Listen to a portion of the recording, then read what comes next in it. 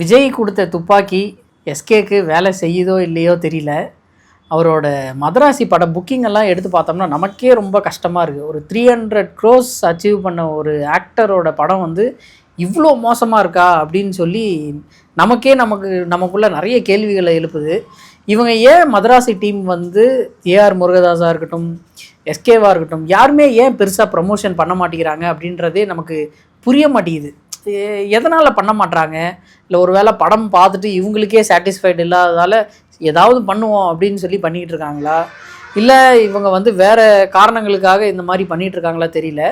நேற்று வந்து மதராசி புக்கிங் வந்து ஓப்பன் பண்ணியிருந்தாங்க. பட் நான் வந்து என்ன நினச்சேன்னா, ஐயோ டிக்கெட் போயிட போகுது உடனே போடணும் அப்படின்னு சொல்லி நானும் ஆஃபீஸில் இருக்க பிரவீனும் நாங்கள் வந்து செக் பண்ணிக்கிட்டே இருந்தோம், எப்போ ஓப்பன் பண்ணுறாங்க அப்படின்னு. நாங்கள் அது ஓப்பன் பண்ண உடனே சீக்கிரமாக போய் டிக்கெட் போட்டோம். இன்றைக்கி காலையில் சரி எவ்வளோ டிக்கெட் போயிருக்கு அப்படின்னு சொல்லி சும்மா செக் பண்ணுறதுக்காக எடுத்து பார்த்தோம்னா, நான் எந்த அளவுக்கு டிக்கெட் போட்டனோ இன்னும் ஒரு 5 row வந்து அப்படியே காலியாக இருக்குது. ஒரு 300 crores கலெக்ட் பண்ண ஒரு ஆக்டரோட படம், எஸ்கேவோட ஃபேன் பேஸ் வந்து எவ்வளோ பேர் இருப்பாங்கன்னு நமக்கே தெரியும். பட் அப்படி ஒருத்தருக்கு இந்த நிலைமையா அப்படின்னு நினைக்கும் போதே நமக்கு ரொம்ப கஷ்டமாக இருக்குது.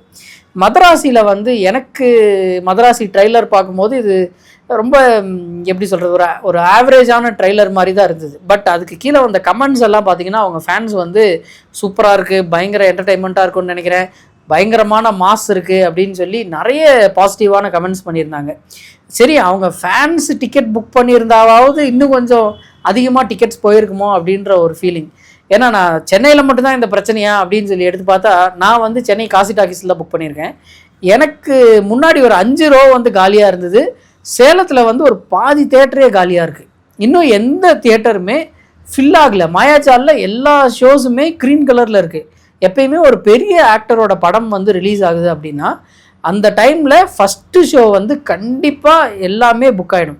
நீங்கள் யார் படம் எடுத்தீங்கனாலும் சரி, சூர்யா சார், விஷால் சார், அப்புறம் கார்த்திக்கு, இப்போ யார் படம் எடுத்தீங்கனாலும் ஃபஸ்ட்டு ஷோ வந்து கண்டிப்பாக ஃபில் ஆகிடும். அது வந்து அவங்களோட ஃபேன்ஸ் அதுக்காகவே வெயிட் பண்ணிவிட்டு அந்த ஷோஸ் வந்து ஃபில் பண்ணுவாங்க. பட் இது என்ன ஆச்சுன்னே எனக்கு தெரியல. இது சிவகார்த்திகேயன் படம்ன்றது எல்லாருமே விரும்பி பார்க்கக்கூடிய ஒரு படம். அவரோட படத்தில் வந்து எல்லாமே இருக்கும் அப்படின்ற மாதிரி ஒரு ஃபீலிங். எனக்கு ஒருவேளை ட்ரெய்லரை பார்த்து என்ன ஃபீல் ஆச்சோ அதே ஃபீல் தான் எல்லாருக்கும் ஆயிருக்குமோ அப்படின்ற ஒரு தாட் எனக்கு. ஏன்னா ட்ரெய்லரே இப்படி இருக்குது, படம் எப்படி இருக்குமோ. அது இல்லாமல் ஏஆர் முருகதாஸ் அவர்கள் வந்து கடைசி 3 படமும் அவர் வந்து ஆவரேஜாக தான் போச்சு, பிலோ ஆவரேஜாக தான் போச்சு. ஆக்சுவலாக சிக்கந்தர் சரியாக போகலை, தர்பார் சரியாக போகலை, ஸ்பைடர்லாம் என்னால் பார்க்கவே முடியல, அந்தளவுக்கு இருந்தது.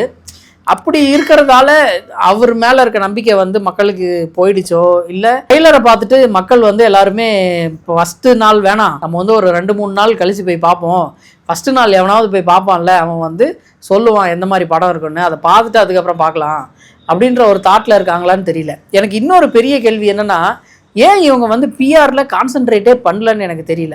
எப்பயுமே ஒரு பெரிய படம் ரிலீஸ் ஆகுது அப்படின்னா அதுக்கு ரிலேட்டடாக ஏகப்பட்ட இன்டர்வியூஸ், யூடியூப்பை திறந்தாவே ஒரே இன்டர்வியூவாக இருக்கும். இவங்க வந்து ஆடியோ லான்ச் நடத்தினாங்க, அதுக்கப்புறம் சென்னையில் இப்போ வரைக்கும் ப்ரெஸ் மீட் ஒன்று கூட நடத்தலை அப்படின்ற ஒரு விஷயம் வந்து இருக்குது. அது இல்லாமல் இவங்க வந்து இன்டர்வியூஸும் பெருசாக கொடுக்கல. ஏஆர் முருகதாஸ் சார் வந்து இன்டர்வியூ கொடுத்துட்டு இருந்தார், அதுவும் எப்போ 7-8 நாளைக்கு முன்னாடி. இப்போ ரீசெண்டாக எந்த ஒரு இன்டர்வியூஸுமே வரல. சிவகார்த்திகேயன் வந்து எப்பயுமே ஏதாவது ஒரு ப்ரோக்ராம் மாதிரி பண்ணுவார், அதுவும் எதுவும் பண்ணல.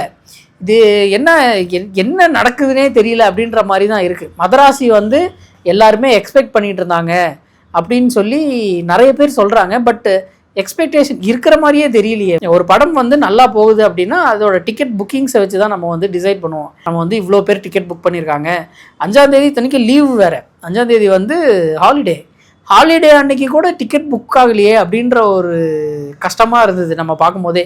ஏன்னா ஒரு 300 crores கலெக்ட் பண்ணியிருக்க ஒருத்தருக்கு இந்த நிலைமையா அப்படின்ற ஒரு ஃபீல் இருந்தது. ட்விட்டரில் சும்மாவே இருக்க மாட்டானுங்க, எப்பயுமே ஏதாவது போட்டு அடிச்சுக்கிட்டு இருப்பானுங்க. அந்த மாதிரி விஜய் அவர்கள்ட்டிருந்து துப்பாக்கி வாங்கினதால தான் இவருக்கு வந்து இந்த நிலைமை அப்படின்னு சொல்லி போட்டு பொழந்துக்கிட்டு இருந்தானுங்க. இது எப்படி எடுத்துக்கிறதுன்னு நமக்கு தெரியல. க்ரூவே அவங்களுக்கு வந்து ஃபிலிம் சாட்டிஸ்ஃபேக்ஷன் இல்லாததால் பெருசாக ப்ரமோட் பண்ணாமல் விட்டுட்டாங்களோ அப்படின்ற ஒரு ஃபீலிங். இல்லை ப்ரொடியூசர் வந்து இதுக்கு சரியான சப்போர்ட் கொடுக்கலையா அப்படின்னு தெரியல. இது எந்த மாதிரி நம்ம எடுத்துக்கிறதுன்னு நமக்கு புரிய மாட்டேங்குது. இப்போ ரீசெண்டாக வந்த ஃபிலிம்ஸ் எல்லாத்துலேயுமே அனிருத்தோட மியூசிக் வந்து பயங்கரமாக வேற லெவலில் இருக்குது. அனிருத் இருந்தாவே அந்த படம் ஹிட் ஆகிடும் அப்படின்ற ஒரு ஃபீல் வந்து இருந்தது. எக்ஸப்ட் இந்தியன் 2, அதை மட்டும் மறந்துடுங்க. அந்த மாதிரி பயங்கரமான ஒரு டாக் இருக்குது அவர் மேலே. அவர் வந்து இந்த படத்துக்கு மியூசிக் பண்ணியிருக்காரு. 3 சாங் ரிலீஸ் ஆச்சு. 3 சாங்குமே சிறப்பாக இல்லை. இவங்க வந்து அந்த சலம்பல சாங் வந்து பயங்கரமான ஹிட்டு, பயங்கரமாக போய்கிட்டு இருக்கு எல்லா இடத்துலையுமே அப்படின்னு சொல்லிட்டு இருக்காங்களே தவிர வெளியே யாருமே அந்த பாட்டை கேட்கல. ரொம்ப நார்மலான ஒரு சாங்காக தான் இருந்தது. அனிருத்தோட மியூசிக் தான் இந்த படத்தை ஒரு வேளை காப்பாற்றுமோ அப்படின்னு தெரியல. கதை இல்லாமல் மியூசிக் மட்டும் இருந்து என்ன பண்ணுமோ அப்படின்றது நமக்கு தெரிய மாட்டேங்குது.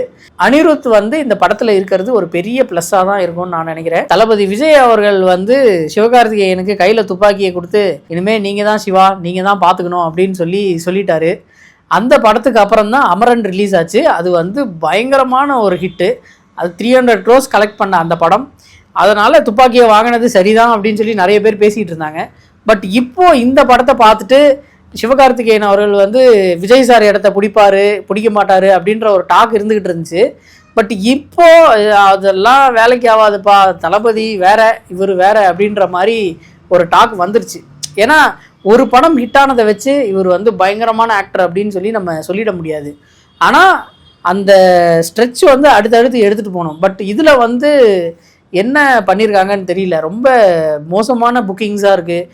அது ஓவர்சீஸ்லலாம் ரொம்ப டல்லாக இருக்குதுன்னு கேள்விப்பட்டேன். நான் வந்து உங்களுக்கு ஸ்க்ரீன்ஷாட் வந்து ஷேர் பண்ணுறேன். சேலம், திருச்சி, கோயம்புத்தூர், அப்புறம் மதுரை, இங்கே சென்னை, எல்லா இடத்துலையுமே ரொம்ப நார்மலான புக்கிங். ஒரு புதுமுக நடிகருக்கு வந்து எந்த அளவுக்கு வரவேற்பு இருக்குமோ அந்த அளவுக்கு தான் இங்கே வரவேற்பு இருக்கோ அப்படின்ற ஒரு ஃபீலிங். ஏன்னா அந்தளவுக்கு புக்கிங்ஸ் வந்து ரொம்ப கம்மியாக இருக்குது. 5ஆம் தேதி படத்துக்கு காலையில் FDFS ஃபஸ்ட்டு ஷோக்கு நாங்களும் டிக்கெட் புக் பண்ணியிருக்கோம். இந்த படம் எப்படி இருக்க போகுதுன்னு தெரியல. ட்ரெய்லரை பார்த்துட்டு எனக்கு படத்தின் மேலே ஒரு நம்பிக்கையே கிடையாது. பட் AR முருகதாஸ் சாரை வந்து நம்ம நம்பவே முடியாது. அவர் வந்து நம்ம நம்பிக்கை இல்லாமல் போனால் அவர் வேறு மாதிரி பண்ணியிருப்பார். அந்த மேஜிக் வந்து இதில் இருக்குமா தெரியல. 5ஆம் தேதி படம் பார்த்துட்டு உங்களுக்கு நான் ரிவ்யூ பண்ணுறேன்.